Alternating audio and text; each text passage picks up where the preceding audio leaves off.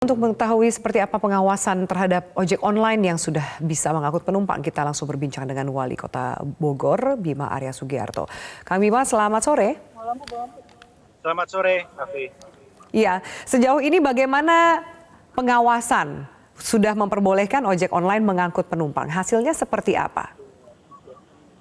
Ya, kemarin ada kesepakatan dulu dengan para operator online, ojek online, untuk mentaati protokol kesehatan yang ditentukan, yaitu tetap menggunakan masker, ada penyekat, menyediakan hand sanitizer, cuci tangan, dan operator juga harus menyediakan checkpoint tempat kesehatan, ya.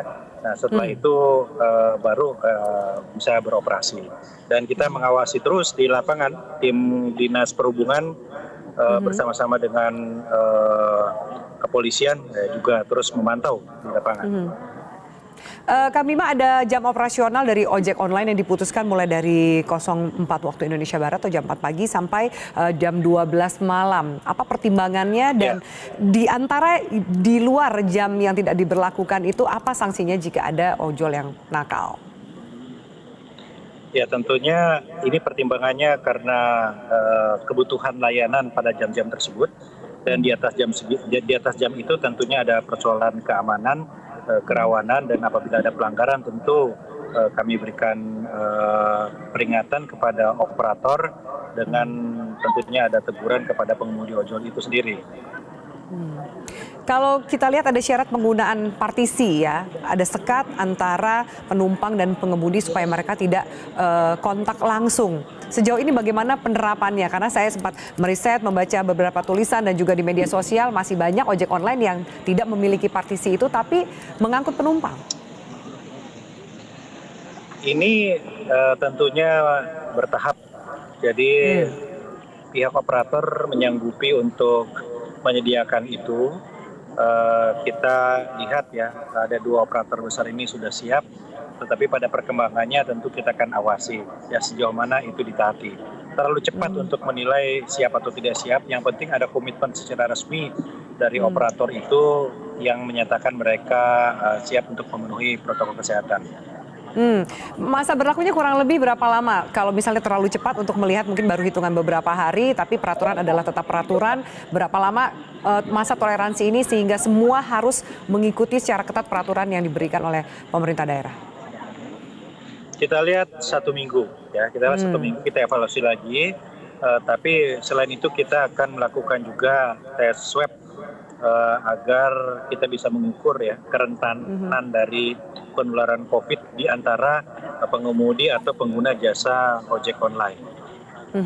Kang Bima, di masa PSBB proporsional praadaptasi ini ada sejumlah sektor yang perlahan secara bertahap akan dibuka. Selain juga sekarang sudah memperbolehkan ojek online untuk mengambil penumpang. Sektor mana saja lagi yang bertahap nanti akan dibuka, tapi nanti jangan dijawab dulu, kita akan jeda, kita lanjutkan sesaat lagi. Baik, kita masih bersama dengan Wali Kota Bogor, Bima Arya Sugiarto. Kang Bima masih bersama kami? Ya. Ya, Kang Bima, di masa PSBB proporsional praadaptasi ini, bagaimana mencegah supaya tidak ada klaster baru atau penularan yang baru? Karena dalam rangka menekan penambahan angka di Kota Bogor. Yang pertama, kita perkuat mitigasi infeksi.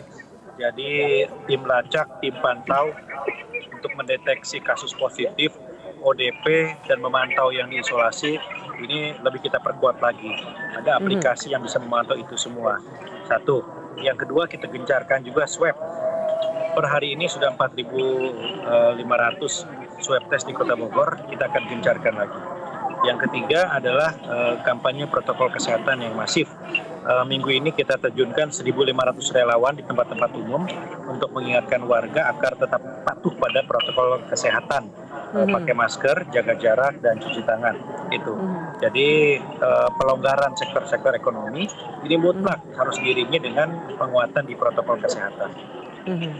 Seperti tadi yang saya tanyakan di sebelum kita jeda, di masa PSBB proporsional praadaptasi ini, selain ojek online yang sudah diperbolehkan untuk beroperasi dan kita lihat bagaimana perkembangannya, sektor mana lagi yang bertahap akan dibuka?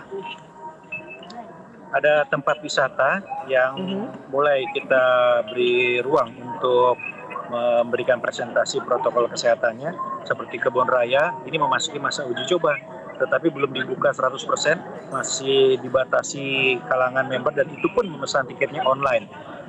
Kemudian juga pusat kebugaran, hari Senin kita akan berikan kesempatan untuk dilakukan semacam uji coba yang berlaku selama 1 minggu karena sudah kita lihat bagaimana mereka memberlakukan protokol kesehatannya.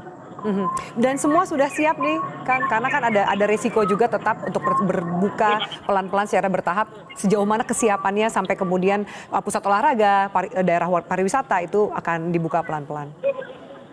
Ya, protokol kesehatan yang ditulis di atas kertas konsepnya sangat baik.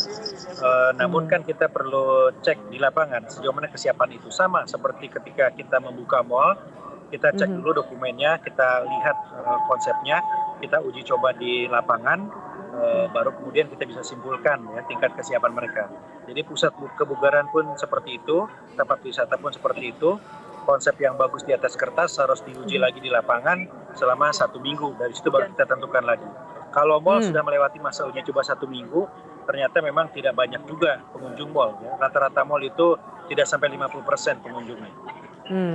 Kak Bima, bagaimanapun juga peraturan yang baik itu tergantung juga taatnya warga. Bagaimana Anda melihat disiplin dari warga Bogor sendiri dan mungkin selama perlahan masuk ke masa PSBB proporsional peradaptasi ini, apa yang mau Anda imbau? Sebetulnya warga itu tergantung sistem dan aturannya. Kalau sistemnya jelas, aturannya juga konsisten, plus ada tenaga yang mengawasi di lapangan, maka sistem itu akan berjalan. Tapi kalau konsepnya bagus, tidak ada yang memastikan di lapangan ditegakkan, itu repot juga. Makanya mal itu perlu relawan, perlu petugas di lapangan. Jadi antara aturan dan orang yang mengawalnya itu masih seimbang. Baik, semoga bisa berjalan dengan baik dan lancar dan juga masyarakat bisa patuh. Baik, terima kasih banyak atas waktunya Wali Kota Bogor Bima Arya Sugiarto di Prime Time News. Terima kasih.